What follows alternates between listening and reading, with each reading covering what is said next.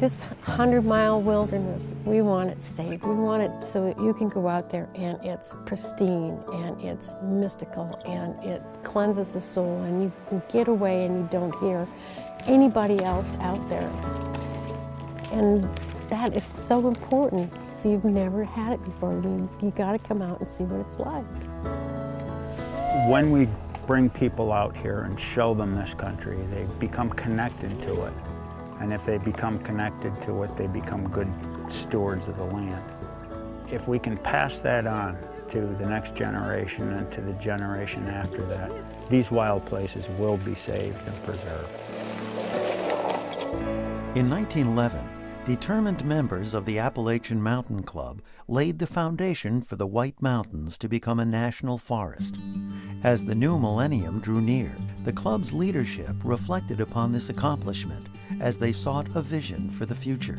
The White Mountains were about as burned over, unpleasant as any kind of landscape you could imagine. And there were some AMC members then who said, this is an area that we have to protect. And look what happened. The White Mountains is a beautiful spot. Millions of people enjoy that forest each year. So our vision for the year 2010 was one of saying, well, if those people back in 1911 were thinking as far ahead as they were, if they were thinking about the next generation, shouldn't we be thinking about the next generation too? AMC decided to implement a broad vision for the North Woods of Maine, an area whose wilderness is under threat. This became the Maine Woods Initiative, an ambitious project with a simple goal: to protect Maine's famed 100-mile wilderness for future generations.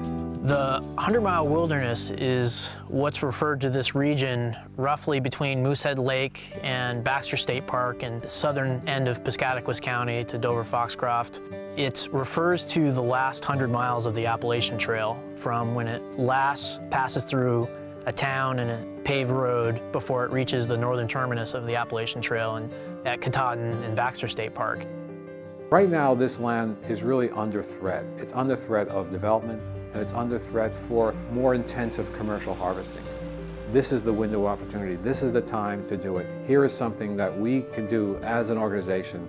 AMC's first steps into the 100-mile wilderness was the purchase of a traditional Maine sporting camp called Little Lyford Pond Camps, owned by Bob Leroy.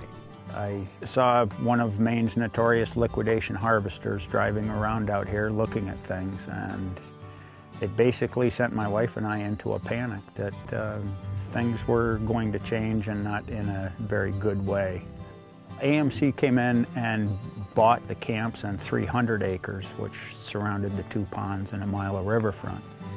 Built in the 1870s, Little Lyford Pond Camps offers a unique year-round destination for families and friends to explore the Maine woods.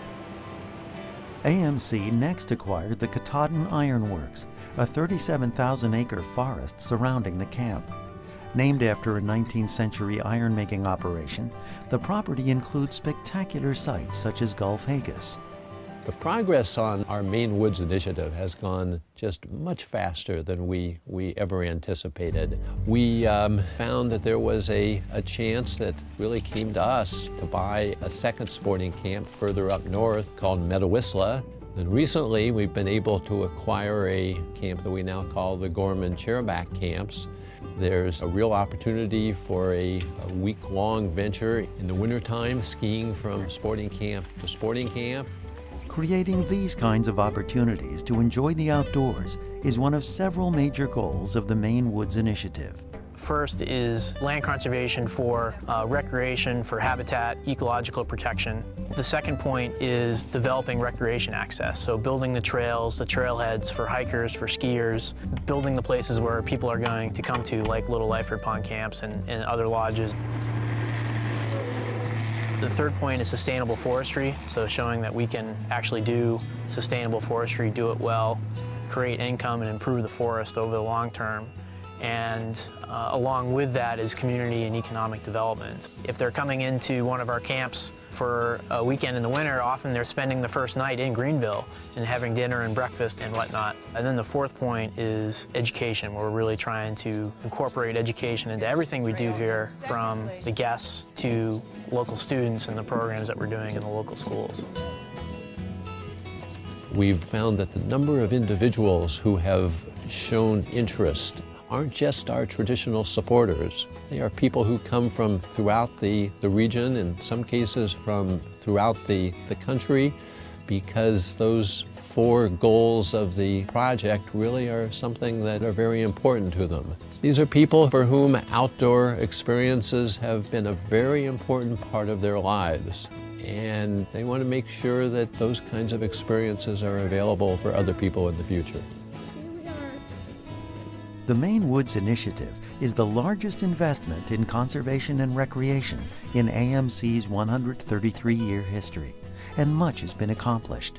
Where we are now is that next piece, which is known as the Roach Pond Tract, is a critical link, because you have Katahdin Ironworks here, you have Roach Pond, then you have Baxter State Park. This link is important because that creates the corridor. We have been able to lead a conservation consortium so that the end result will be the protection of about 1 million acres of land in the 100-mile wilderness area of Maine. We want to put together the kind of campaign funding that pays for the trails, that pays for the camps, that sets up a stewardship fund to make sure that we can serve the visitors that come here. We obviously need financial support, but we're very committed to making this project one that is financially self-sustaining. When we did this strategic plan, I don't think any of us ever thought that within 10 years we would be there with a string of sporting camps ready, available, and open to you, with trails already created. And you can go up and look at it. You can feel it, you can taste it, you can experience that outdoor wonder, and you'll be happy to make an investment with us. And if you've already made your gift, you'll be very proud of what's been accomplished with the investment you've made in the Maine Woods Initiative.